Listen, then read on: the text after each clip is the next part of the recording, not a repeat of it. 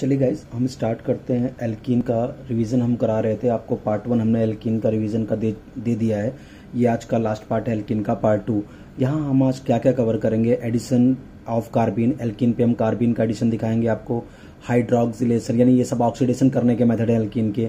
Hydroxylation, ozonolysis, oxidation by strong oxidising agent, ये सब oxidation करते हैं। अलाइलिक और बेंजाइलिक सब्स्टिट्यूशन, यहाँ एनबीएस का फंक्शन समझाएंगे। Addition reaction of conjugated diene, जहां हम 1-2 प्रोडक्ट मेजर बनेगा कि 1-4 प्रोडक्ट मेजर बनेगा, इसकी चर्चा का विशद करेंगे। काइनेटिकली कंट्रोल प्रोडक्ट और थर्मोडायनेमिकली कंट्रोल प्रोडक्ट को हम समझाएंगे। चलिए सबसे पहले एडिशन ऑफ कार्बिन। बेटा कार्बिन क्या होता है आपको पता है, CH2। ये this is called कार्बिन। Electron deficient species होती है तो इलेक्ट्रोफाइल की तरह वर्क करती है कार्बिन। 6 इलेक्ट्रॉन होते हैं यहाँ पे। तो उस कार्बिन को हम बनाते कैसे हैं, डाइजोमेथेन को हीट करके कार्बिन बनती है। CH2N2 को डाइजोमेथेन कहते हैं और इसको हीट करने बड़े प्यार से यहाँ से नाइट्रोजन निकल जाता है और आपको कार्बिन की यूनिट जनरेट होती है। तो होगा क्या, जब हम एल्कीन पे बेटा कार्बिन का एडिशन कराते हैं तो यहाँ से नाइट्रोजन बाहर हो गया, ये नाइट्रोजन यहाँ चला गया। अब इसके पास ये 2 इलेक्ट्रॉन है। ये जो पाई बॉन्ड का जो इलेक्ट्रॉन होता है ना, ये इलेक्ट्रॉन कार्बिन के वैकेंट ऑर्बिटल में चला जाता है और देखिए इन दोनों कार्बन से कार्बिन का एक बॉन्ड बन गया CH2 का और ये साइक्लो एल्केन्स बन गए। यानी जब भी एल्कीन पे हम डाइजोमेथेन का एडिशन करते हैं तो अपने को साइक्लो एल्केन मिलता है। शॉर्टकट क्या है, जो भी एल्कीन दिया जाए उसके डबल बॉन्ड में से पाई बॉन्ड को तोड़ दीजिए और कार्बिन का CH2 से अटैच कर दीजिए, साइक्लो एल्केन बन जाएगा। अगला है oxidation reactions of alkene. Alkene के ऑक्सीडेशन की कुछ रिएक्शंस देखेंगे। पहला बेटा, अगर मैं एल्कीन का कंप्लीट ऑक्सीडेशन कराना चाहता हूं तो अगर मैं इसका कंप्लीट कंबशन करा दूंगा तो कार्बन डाइऑक्साइड और वाटर मिलेगा। ये तो किसी भी हाइड्रोकार्बन के कंप्लीट कंबशन से कार्बन डाइऑक्साइड और वाटर मिलते हैं, मैंने आपको एल्केन में भी समझाया। देखिए जैसे मान लीजिए CnH2n, ये कोई एल्कीन है, इसके लिए मुझे 3n/2 ऑक्सीजन चाहिए तो कार्बन डाइऑक्साइड और वाटर मिलेगा। तो यहाँ पे एक बात समझिए कि 1 मोल एल्कीन को कंप्लीटली ऑक्सीडाइज करने के लिए मुझे 3n/2 मोल ऑक्सीजन के मॉलिक्यूल चाहिए। 1 मोल एल्कीन को कंप्लीट ऑक्सीडाइज करने के लिए 3n/2 मोल ऑक्सीजन चाहिए। और कोई भी हाइड्रोकार्बन, चाहे एल्कीन हो, चाहे एल्केन हो या एल्काइन हो, उनका जब कंप्लीट कंबस्शन होता है बेटा, कंप्लीट ऑक्सीडेशन होता है तो वो कार्बन डाइऑक्साइड और फाइनली वाटर में ही जाते हैं, कोई भी हाइड्रोकार्बन हो। अब दूसरा तरीका है बेटा एल्कीन को ऑक्सीडाइज करने का, ओजोनोलिसिस। ये अनसैचुरेशन का टेस्ट भी है, मॉलिक्यूल के अंदर डबल बॉन्ड है कि नहीं है, ट्रिपल बॉन्ड है कि नहीं, उसका टेस्ट भी है ओजोनोलिसिस। अगर मैं आपको बताऊं, यहां थोड़ा शॉर्टकट दूं आपको, ओजोनोलिसिस करने के लिए हम O3Zn या हम बेटा O3ZnH2O या फिर हम O3 और H2O का इस्तेमाल करते हैं। ओजोन और जिंक, ओजोन ZnH2O, O3H2O। ये जो शुरू के दोनों रिएजेंट हैं ये रिडक्टिव ओजोनोलिसिस करते हैं, रिडक्टिव ओजोनोलिसिस, जिससे हमको केवल एल्डिहाइड्स और कीटोन्स मिल सकते हैं। O3H2O जो है बेटा, O3H2O ये ऑक्सीडेटिव ओजोनोलिसिस करता है। ऑक्सीडेटिव अभी समझाएंगे सब डिटेल में। ओजोनोलिसिस करता है जिससे हमको कार्बोक्सिलिक एसिड और कीटोन्स मिल सकते हैं, क्योंकि कीटोन को फर्दर तो ऑक्सीडाइज कर नहीं सकते। जैसे फॉर एग्जांपल मान लो, आप बस समझा लो कि O3Zn लिखा हो या O3ZnH2O लिखा हो तो आपको रिडक्टिव ओजोनोलिसिस कराना है, एसिड तक नहीं पहुंचाना। लेकिन O3H2O लिखा है तो जो भी एल्डिहाइड्स वगैरह बने उनको एसिड तक पहुंचाना है। फॉर एग्जांपल अपने को एल्कीन दिया, ओजोन ZnH2O दिया, यानी रिडक्टिव ओजोनोलिसिस। करना क्या है, शॉर्टकट बताता हूं। आपको डबल बॉन्ड को तोड़ देना है और 3 ऑक्सीजन है तो आप एक एक ऑक्सीजन का बंटवारा करिए। 1 ऑक्सीजन इस डबल बॉन्ड पे दीजिए, 1 ऑक्सीजन इस डबल बॉन्ड पे दीजिए और ये डबल बॉन्ड आप तोड़ दीजिए।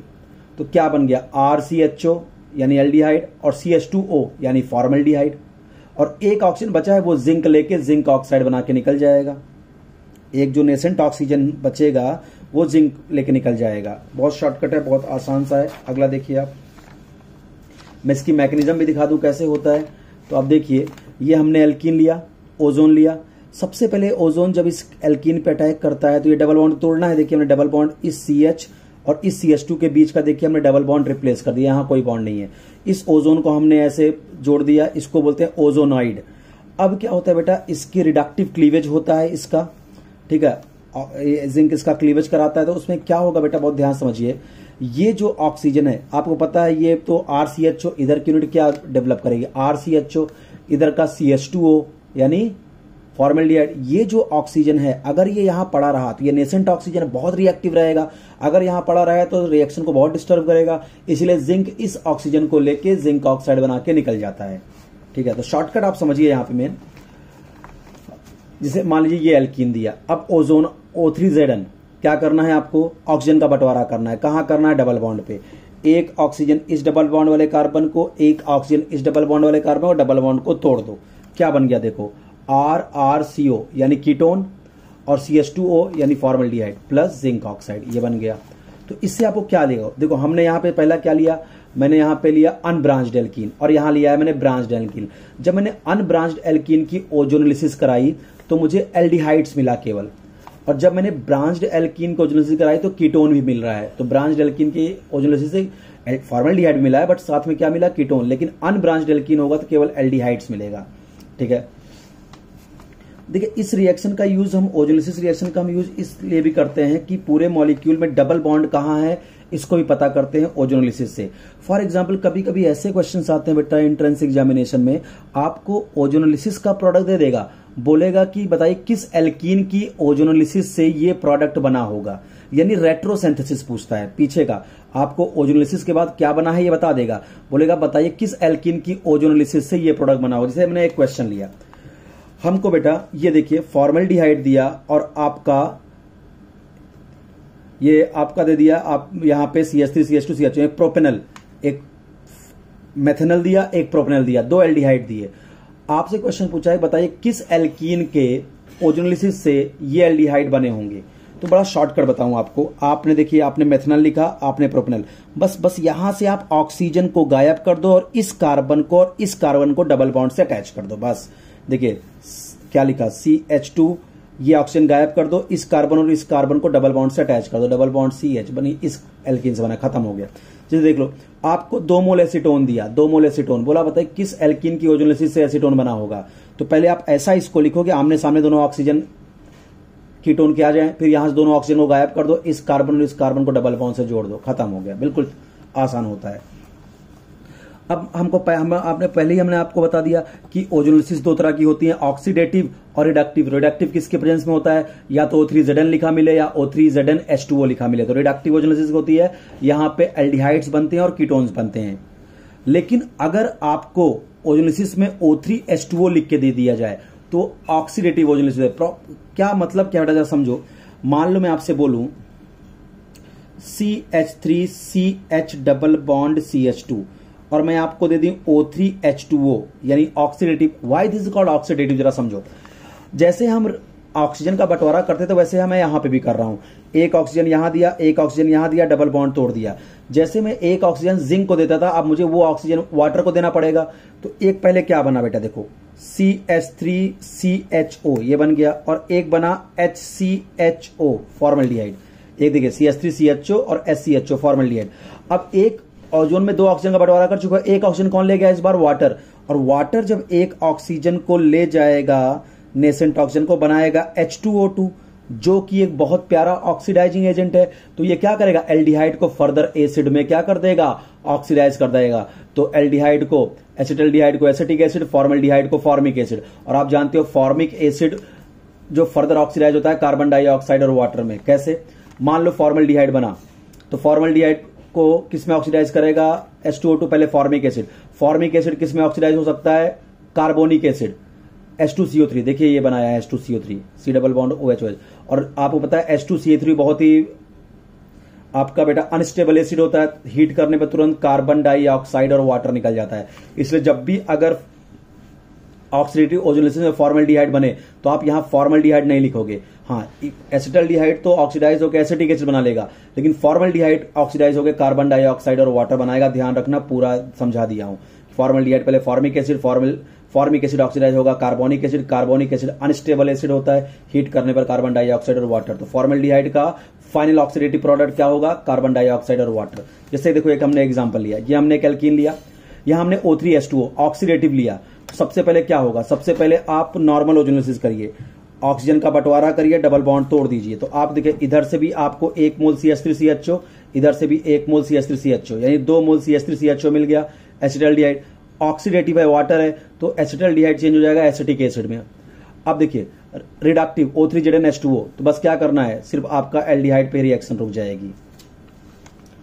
जैसे अब देखिए आपको यहां पे देखिए आपको जाइलिन दिया, बोला कि इसके कितने पॉसिबल प्रोडक्ट होंगे ओजोनोलिसिस के, और O3Zn दिया, रिडक्टिव भी पूछा आपसे, तो शॉर्टकट से जरा समझो।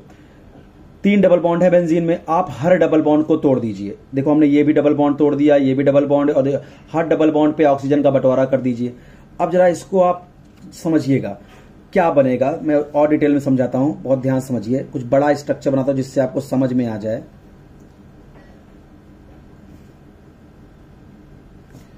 जरा ये समझिए, ये स्ट्रक्चर है मेरे पास, बोला ओजोनोलिसिस का प्रोडक्ट बताइए। तो क्या करना है आपको, हर डबल बॉन्ड पे ऑक्सीजन का बंटवारा करना है, डबल बॉन्ड तोड़ देना है।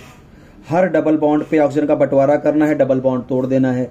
हर डबल बॉन्ड पे ऑक्सीजन का बंटवारा करना है, डबल बॉन्ड तोड़ देना है। अब देखो क्या बना, CH3CO। अब देखो CH3CO, ये बॉन्ड टूट चुका है, इधर नहीं जा सकते। CH3CO, इधर क्या है, इधर ये CHO, 1 2 3 बॉन्ड है तो एक H छुपा है, CH3CO CHO, एक तो ये बन गया। इतनी यूनिट आपने समझ लिया होगा, CH3CO CHO, एक यूनिट ये बन गई। अच्छा, इस कार्बन के बॉन्ड नहीं है। अब चलो यहां पे आओ, CH3CO और इस कार्बन CH3CO इधर चलिए, CHO, तो 2 मोल CH3CO CHO, CH3CO CHO। अब इस कार्बन बॉन्ड नहीं है, लेकिन बहुत ध्यान से देखो, इस कार्बन की बॉन्ड है, CHO सिंगल बॉन्ड CHO ग्लाइऑक्सल। तो क्या बन गया बेटा, 2 मोल्स क्या बन गया, यहां पे देखिए CH3CO CH3, और यानी एसीटोन प्लस ग्लाइऑक्सल बन गया। अगर सोचो, अगर यही अभी वो लिख देता, वो क्या करते हैं O3H2O, तो CH3CO CHO ग्रुप COOH में चेंज हो जाता है, और ये CHO और CHO किस में चेंज होता था, COOH, एल्डिहाइड फर्दर एसिड में ऑक्सीडाइज हो जाता है। अच्छा, अगर आपको पता है बेंजीन का एक दूसरा भी स्ट्रक्चर होता है, कौन सा, जहां पे ऐसा होगा पाई बॉन्ड, बहुत ध्यान से देखिए, इसके 2 स्ट्रक्चर होते हैं ना, केकुलर स्ट्रक्चर। ये देखिए एक बार पाई बॉन्ड, अब यहां तो अगर मैं इसकी ओजोनोलिसिस कराऊं, दोनों पॉसिबल है, तो डबल बॉन्ड तोड़िए, ऑक्सीजन का बंटवारा करिए, डबल बॉन्ड पे ऑक्सीजन का बंटवारा करिए, डबल बॉन्ड तोड़ दीजिए, ये तोड़ दिया। अब जरा सीखो, CH3CO, अब इधर नहीं आ सकते, ये बॉन्ड टूट चुका, इधर चलो, CH3CO, फिर इस कार्बन पे CO और CH3, CH3CO CO CH3, एक ये बन गया। अब ये कार्बन टूट चुका है बॉन्ड, कुछ नहीं, ये कार्बन बॉन्ड टूट चुका है, कुछ नहीं। अब यहां पे क्या है, एक यहां देखिए CHO CHO CHO CHO, एक यहां CHO CHO, तो 2 मोल्स ऑफ आपको ग्लाइऑक्सल मिल गया, CH3CO CH3 मिल गया। चलिए अब आते हैं बेटा, 2 तरीके हमने आपको बता दिया। पहला तरीका हमने आपको बता दिया क्या, ऑक्सीडेशन, कंप्लीट कंबशन। दूसरा ओजोनोलिसिस, रिडक्टिव भी बता दिया, ऑक्सीडेटिव भी बता दिया। अब आता है तीसरा, एल्कीन को ऑक्सीडाइज करने का तरीका, हाइड्रोक्सिलेशन। इसमें क्या होता है कि डबल बॉन्ड वाले दोनों कार्बन पे 2 OH ग्रुप आके अटैच हो जाएंगे, विसिनल अल्कोहल बनेगा। जैसे फॉर एग्जांपल ये कब होता है, जब हम बेयर्स रिएजेंट लेके आते हैं एल्कीन के सामने। बेयर्स रिएजेंट क्या आता है, dilute alkaline 1% cold KMnO4, potassium permanganate, alkaline potassium permanganate is called bears reagent. ये भी अनसैचुरेशन का टेस्ट होता है, क्योंकि जो KMnO4 होता है पर्पल कलर का होता है। जब एल्कीन से इसकी रिएक्शन होती है तो अल्कोहल बनता है, और इसका पर्पल कलर जो होता है वो कलरलेस हो जाता है, ब्राउन कलर का पीपीटी मिलता है, पर्पल कलर इसका गायब हो जाता है। तो ये भी टेस्ट फॉर अनसैचुरेशन है।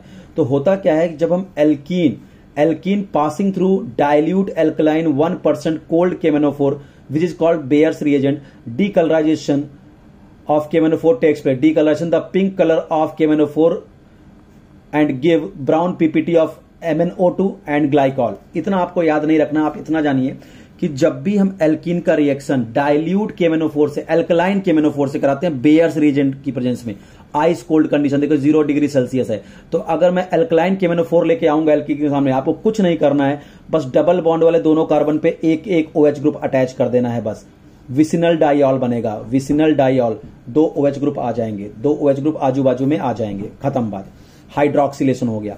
लेकिन अगर मैं जहां पे मैंने एल्कलाइन KMnO4 लिया है बेटा, यही मैं अगर एसिडिक KMnO4 ले लूं या एसिडिक K2Cr2O7 ले लूं, ये स्ट्रॉन्ग ऑक्सीडाइजिंग एजेंट होते हैं। अगर इनसे आप एल्कीन का ऑक्सीडेशन कराओगे तो आपको एक ट्रिक बताता हूं, पहले तुम मॉलिक्यूल को जस्ट लाइक ओजोनोलिसिस ट्रीट करो कि ओजोनोलिसिस से क्या प्रोडक्ट बनेगा। आप इसको भूल जाओ, क्या करना, आपको ट्रिक बता रहा हूं कि अगर एसिडिक KMnO4 या एसिडिक K2Cr2O7 है, ये सब स्ट्रॉन्ग ऑक्सीडाइजिंग एजेंट होते हैं। Baeyer's reagent weak oxidising agent होता है, तो अल्कोहल में ही छोड़ दिया, इसको ऑक्सीडाइज करा के डबल बॉन्ड वाले कार्बन पे 2 OH ग्रुप लगा दिया, OH और OH। Alkaline KMnO4 bears reagent. लेकिन अगर एसिडिक KMnO4 या एसिडिक K2Cr2O7 है, आपसे प्रोडक्ट पूछे एल्कीन के सामने, आपको ट्रिक बताता हूं। पहले जैसे मैंने ओजोनोलिसिस समझाया ना बेटा, आप इसका ओजोनोलिसिस वाला प्रोडक्ट बना दीजिए। कैसे बनेगा? इस डबल बॉन्ड पे ऑक्सीजन का बंटवारा, इस डबल बॉन्ड पे ऑक्सीजन, इस डबल बॉन्ड वाले कार्बन को एक ऑक्सीजन, इस डबल बॉन्ड वाले कार्बन को एक ऑक्सीजन और डबल बॉन्ड तोड़ दीजिए। तो क्या बनेगा? CH3CHO और CH2O यानी HCHO, ये बन गया। अब देखिए, अब आपको पता है क्योंकि ये बहुत स्ट्रांग ऑक्सीडाइजिंग एजेंट है, तो एल्डिहाइड को फर्दर किस में कन्वर्ट कर देंगे? कार्बोक्सिलिक एसिड में। CHO ग्रुप को COOH ग्रुप में कन्वर्ट कर देंगे। फॉर्मल्डिहाइड आपको पता है किस में ऑक्सीडाइज होता है? पहले फॉर्मिक एसिड, फिर कार्बोनिक एसिड, फाइनल किस में जाता है? फॉर्मल्डिहाइड, H2O और CO2। जैसे देखिए ये क्वेश्चन दिया, बोला K2Cr2O7H+, बोला प्रोडक्ट बता दीजिए। तो पहले इसको ओजोन से ट्रीट करिए। एक ऑक्सीजन यहां दीजिए, एक ऑक्सीजन यहां दीजिए, इस डबल बॉन्ड को तोड़ दीजिए। देखिए हमने डबल बॉन्ड तोड़ दिया, यहां पे ऑक्सीजन दिया तो C डबल बॉन्ड O, और यहां पे क्या है? अगर आप बहुत ध्यान से देखना चाहो तो ये CH3 है, ये क्या है? CH2 है, ये क्या है? ये CH2 है। और एक ऑक्सीजन यहां था दिया तो एक 2 3 यानी एक हाइड्रोजन छुपा हुआ है, तो क्या बन गया? CHO, aldehyde. तो ये एल्डिहाइड, ये कीटोन। और आपको पता है कीटोन फर्दर ऑक्सीडाइज नहीं होता, केवल किसको ये ऑक्सीडाइज करते हैं? KMnO4 और K2Cr2O7 एसिडिक मीडिया, एल्डिहाइड को। तो कीटोन तो कीटोन ही रहा, बट CHO ग्रुप देखो COOH ग्रुप में ऑक्सीडाइज हो गया और ये आपका फाइनल प्रोडक्ट बन गया। तो बातें आप बहुत अच्छे समझिएगा कि ओजोलिसिस में हमने आपको क्या बताया, हाइड्रोक्सिलेशन में अगर एल्कलाइन KMnO4 लिखा है तो डबल बॉन्ड वाले दोनों कार्बन पे आप OH ग्रुप ऐड कर दीजिएगा। लेकिन अगर आपके सामने एसिडिक KMnO4 या एसिडिक K2Cr2O7 लिखा है तो आप पहले ओजोनोलिसिस वाला प्रोडक्ट बनाइएगा, फिर एल्डिहाइड को ऑक्सीडाइज कर दीजिएगा करस्पॉन्डिंग कार्बोक्सिलिक एसिड में। उसमें भी अगर फॉर्मल्डिहाइड है तो वो कार्बन डाइऑक्साइड और वाटर में ऑक्सीडाइज हो जाएगा। अब आता है अलाइलिक या बेंजाइलिक सब्स्टिट्यूशन ऑफ एल्कीन। देखो अगर मैं किसी भी एल्कीन का बेटा अगर हैलोजिनेशन कर रहा हूं और अगर मैं रूम टेम्परेचर पे हैलोजिनेशन करूंगा तो ये एक इलेक्ट्रोफिलिक एडिशन होगा। कल पिछले लेक्चर मैंने पढ़ाया है आपको, एंटी अटैकर होते हैं, जाके आप प्रीवियस लेक्चर देखिए अगर अभी तक नहीं देखा है आपने। तो अगर मैं एल्कीन पे हैलोजन का अटैक करा रहा हूं रूम टेम्परेचर पे, तो डबल बॉन्ड पे क्लोरीन लग जाएगा, एक यहां पे क्लोरीन लगेगा, इस डबल बॉन्ड पे क्लोरीन लगेगा, इलेक्ट्रोफिलिक एडिशन होगा। ठीक है, याद करिए यहां नॉन क्लासिकल कैटायन बनते थे। पिछले जाके आप मेरे वीडियोस देखिए, वहां बहुत डिटेल में इसको बताया हूं, मैकेनिज्म इसकी कैसे बनते हैं, ये सब एंटी अटैकर होते हैं हैलोजन। लेकिन अगर मैं इसी क्लोरीन को बेटा, इसी क्लोरीन को अगर मैं हाई टेम्परेचर 500 डिग्री सेल्सियस के आसपास अगर मैं हीट करूं, ठीक है, तो ये क्लोरीन बेटा फ्री रेडिकल सब्स्टिट्यूशन देगा और अलाइलिक कार्बन पे जाके हाइड्रोजन हटा के खुद बैठ जाएगा। यानी अलाइलिक बोला ना, अलाइलिक और बेंजाइलिक सब्स्टिट्यूशन। तो ये क्लोरीन जाके अलाइलिक कार्बन के हाइड्रोजन को हटा के खुद जाके वहां पे एक हाइड्रोजन हटा के बैठ जाएगा। इसको बोलते हैं फ्री रेडिकल सब्स्टिट्यूशन, क्योंकि हाई टेम्परेचर बेटा फ्री रेडिकल बन जाएगा। और क्लोरीन फ्री रेडिकल कहां पे जाएगा? इस वाले कार्बन पे जब फ्री रेडिकल बनाएगा तो ये फ्री रेडिकल बेटा बहुत ध्यान समझो, जब यहां फ्री रेडिकल बनेगा तो फ्री रेडिकल सिंगल डबल, ये फ्री रेडिकल रेजोनेंस स्टेबलाइज होगा, इसलिए अलाइल कार्बन पे जाके क्लोरीन लग गया। इसको बोलते हैं फ्री रेडिकल सब्स्टिट्यूशन। ये था इलेक्ट्रोफिलिक एडिशन। जैसे फॉर एग्जांपल देखिए ये हमने लिया, आप होता डबल बॉन्ड से नेक्स्ट कार्बन को अलाइलिक कार्बन बोलते हैं, हमने क्लोरीन लिया और 500 यानी अलाइलिक क्लोरीनेशन होगा। तो देखिए यहां से अलाइलिक कार्बन से एक हाइड्रोजन हटा के क्लोरीन लगा दिया।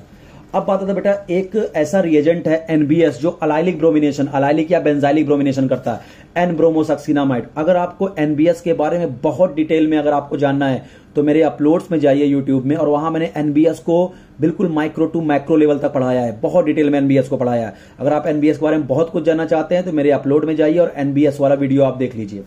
तो यहाँ पे हम थोड़ा सा, क्योंकि मैं क्रैश कोर्स करा रहा हूं तो मैं जल्दी जल्दी जा रहा हूं। NBS क्या होता है बेटा, क्या करता है? अलाइलिक या बेंजाइलिक ब्रोमिनेशन करता है। अलाइलिक कार्बन या बेंजाइलिक कार्बन में ब्रोमीन लगाता है। जैसे फॉर एग्जांपल हमने यहाँ पे देखो एल्कीन लिया और यहां मैंने NBS लिख दिया। NBS काम होता है अलाइलिक या बेंजाइलिक ब्रोमिनेशन। तो क्या करेगा? अलाइलिक कार्बन में देखो एक हाइड्रोजन को हटा के ब्रोमीन लगा दिया, अलाइलिक ब्रोमिनेशन। अब देखो जैसे ये हमने एल्कीन ले लिया, NBS लिख दिया। अब आपको पता है ये कार्बन भी अलाइलिक है, ये कार्बन भी अलाइलिक है, यहां पे भी 2 हाइड्रोजन है और यहां पे एक CH3 एक हाइड्रोजन। तो यहां या तो यहां फ्री रेडिकल बनाइए या तो यहां। पहले देखो हमने दोनों जगह फ्री रेडिकल बनाया, एक हाइड्रोजन का होमोलिसिस करके यहां एक फ्री रेडिकल जनरेट किया, इस वाले हाइड्रोजन का होमोलिसिस करके यहां एक फ्री रेडिकल जनरेट किया। अब जो फ्री रेडिकल ज्यादा स्टेबल होगा, ब्रोमीन फ्री रेडिकल वहीं अटैक मारेगा। अब देखो ये भी फ्री रेडिकल क्या है, रेजोनेंस स्टेबलाइज है, फ्री रेडिकल सिंगल डबल, ये भी देखो फ्री रेडिकल सिंगल डबल, तो रेजोनेंस तो दोनों स्टेबलाइज है फ्री रेडिकल, और free radical electron deficient species होता है, तो ये भी फ्री रेडिकल रेजोनेंस स्टेबलाइज है, ये वाला भी रेजोनेंस कर रहा है। बट यहां पे देखिए ये CH3 हाइपर कॉन्जुगेशन से भी इस फ्री रेडिकल को स्टेबलाइज कर रहा है, तो ये फ्री रेडिकल ज्यादा स्टेबल है, इसलिए ब्रोमीन फ्री रेडिकल यहां पे अटैक मारेगा और ये प्रोडक्ट बनेगा, ये मेजर बनेगा, ये माइनर बनेगा। अब देखो एक ये भी मैंने NBS में अपने अपलोड में बहुत अच्छे से समझाया यूट्यूब में कि अगर मेरे पास साइक्लोहेक्सिन दिया है और मुझे NBS एक्सेस में दिया है, फिर बोला A बना, फिर अल्कोहलिक KOH भी, ये भी एक्सेस में ही है, अल्कोहलिक KOH ये भी एक्सेस में है और B बना, तो क्या प्रोडक्ट बनेगा। देखो यहाँ पे थोड़ा आपको एलिमिनेशन रिएक्शन आना चाहिए। सबसे पहले आपको पता है ये डबल बॉन्ड है, ये पोजीशन अलाइलिक है और ये पोजीशन अलाइलिक है, तो चाहे दोनों में से कहीं लगा दो आप, चाहे यहां ब्रोमीन, तो पहला ब्रोमीन हमने यहां लगा दिया। अब अल्कोहलिक KOH, अल्कोहलिक KOH क्या करेगा, डीहाइड्रोहेलोजिनेशन, क्या करेगा, डीहाइड्रोहेलोजिनेशन, अल्फा से ब्रोमीन, बीटा से हाइड्रोजन। कल इस आपको एल्कीन के लेक्चर में आप देखे होंगे, मैंने बहुत डिटेल में अल्कोहलिक KOH का फंक्शन समझाया था, E2 मैकेनिज्म, जहां आपका बेबी एल्कीन बनी थी, अल्फा से ब्रोमीन, बीटा से हाइड्रोजन, कोई कार्बोकैटायन नहीं बनता यहां पे। नहीं देखे हो बेटा इस लेक्चर, ये लेक्चर आपको तभी समझेगा जब आप मेरा पार्ट 1 देख लोगे तब। अल्फा से हाइड्रोजन, बीटा से हाइड्रोजन, तो यहां डबल बॉन्ड आ गया, ये बन गया। अब फिर NBS लाइए, फिर देखिए डबल से नेक्स्ट कार्बन, ये अब यहां ब्रोमीन लगा दीजिए, लगा दिया। अब फिर अल्कोहलिक KOH, अल्फा से हाइड्रोजन, बीटा से हाइड्रोजन, देखिए बेंजीन बन गई। आप मोनोइन से देखिए ट्राइन, डाइन, ट्राइन बना डाले। पॉलीमराइजेशन ऑफ एल्कीन बेटा, जब हम इथीन का बेटा हाई टेम्परेचर और हाई प्रेशर पे कैटलिस्ट की प्रेजेंस में इसको लाते हैं तो पॉलीमराइज करके पॉलीथीन बनाता है। अब आता है addition reaction of conjugated diene, यहां पे हम थोड़ा आपको समझाएंगे 1-3 और 1-4 प्रोडक्ट, 1-2 और 1-4 प्रोडक्ट। देखिए हमने कॉन्जुगेटेड डाइन लिया, डबल सिंगल डबल, ये कॉन्जुगेटेड डाइन है, 1 2 3 4 पोजीशन, हम यहां HBr का अटैक करा रहे हैं। अब देखना 1-2 प्रोडक्ट क्या होता है, 1-4 प्रोडक्ट क्या होता है, जरा समझना। कंडीशन 2 है बेटा, आपको पता है सबसे पहले H+ अटैक मारेगा। आप बताओ अगर H+ वहीं अटैक मारता है जहां पे हाइड्रोजन ज्यादा है, मार्कोनिकॉफ रूल, तो अगर बताओ H+ यानी यहां अटैक मारेगा, दो कंडीशन बता रहा हूं। चलो पहले 1-2 को पता बता रहा हूं कि अगर इन दोनों बोलूं तो H+ कहां अटैक मारेगा, जहां हाइड्रोजन ज्यादा है, और जहां H+ अटैक मारता है बाजू वाले पे क्या आता है, पॉजिटिव चार्ज, बाजू वाले पॉजिटिव चार्ज। तो इसका मतलब क्या, अगर यहां पे H+ अटैक मार देगा तो ये CH3 और यहां पे क्या जाएगा, पॉजिटिव चार्ज, ये CH सिंगल बॉन्ड, ये डबल बॉन्ड CH2, ये होगा। अब Br- या तो यहां अटैक मार दे, अगर Br- यहां अटैक मार दिया, जरा समझो, अगर Br- यहां अटैक मार दिया तो कुछ ये प्रोडक्ट बनेगा, इसको हम बोलेंगे 1-2 प्रोडक्ट, 1-2 प्रोडक्ट, यहां H यहां Br। लेकिन बेटा बात सुनो, Br- यहां भी अटैक मार सकता है, और देखो पॉजिटिव सिंगल डबल, ये रेजोनेंस भी तो करेगा पॉजिटिव, तो थोड़ी देर बाद पॉजिटिव, अगर देखो ये बॉन्ड या ये इलेक्ट्रॉन यहां शिफ्ट होगा तो पॉजिटिव थोड़ी देर बाद कहां आ जाएगा, यहां पे, तो Br- यहां भी तो अटैक कर सकता है, क्योंकि पॉजिटिव रेजोनेंस से यहां भी तो आएगा भाई, ये इलेक्ट्रॉन यहां शिफ्ट होंगे, पॉजिटिव खत्म करेंगे, पॉजिटिव यहां रेजोनेंस से आ जाएगा, तो Br यहां अटैक मारेगा, तो H तो यहां अटैक मार चुका था, ये अगर पॉजिटिव यहां घूम के रेजोनेंस से आ गया तो Br- यहां भी अटैक मार सकता है, तो यहां 1 यहां 4, इसको 1-4 प्रोडक्ट बोलेंगे अगर Br यहां लग गया। तो देखिए एक 1-2 प्रोडक्ट बनाया, एक 1-4 प्रोडक्ट बनाया। अब बोला स्टेबल कौन होगा बेटा, तो 1-4 ही स्टेबल होगा। रीजन यहां पे देखिए ज्यादा अल्फा हाइड्रोजन है, 1-4 में देखिए ये एल्कीन है, इधर 2 इधर 2, 4 अल्फा हाइड्रोजन, यहां देखिए ये एल्कीन है, ये अल्फा कार्बन हुआ तो यहां 1 अल्फा हाइड्रोजन, तो इसके 4 हाइपर कॉन्जुगेटिंग स्ट्रक्चर बनेंगे, इसके केवल 1 हाइपर कॉन्जुगेटिंग, तो ये ज्यादा स्टेबल होगा। अब बात करते हैं मेजर और माइनर क्या होगा, मेजर और माइनर क्या होगा बेटा, उसके लिए देखो हमको काइनेटिकली कंट्रोल प्रोडक्ट और थर्मोडायनेमिकली कंट्रोल प्रोडक्ट को देखना है, ठीक है। देखिए आपको शॉर्टकट बताता हूं, KCP यानी 1-2 प्रोडक्ट मेजर होगा या 1-4 प्रोडक्ट मेजर होगा, उसके लिए हम देखेंगे काइनेटिकली कंट्रोल प्रोडक्ट और थर्मोडायनेमिकली कंट्रोल प्रोडक्ट। KCP क्या होता है, kinetically control product, product which is quickly form, जो प्रोडक्ट जल्दी से बन जाए उसको बोलते हैं kinetically control product. Product found by lower activation energy, या जो प्रोडक्ट लोअर एक्टिवेशन एनर्जी से बनते हैं, लो एक्टिवेशन एनर्जी से बनते हैं, उसको KCP बोलते हैं, काइनेटिकली कंट्रोल प्रोडक्ट। और इसमें हम इंटरमीडिएट की स्टेबिलिटी चेक करते हैं, इंटरमीडिएट की स्टेबिलिटी चेक करके हम देखते हैं काइनेटिकली कंट्रोल प्रोडक्ट को।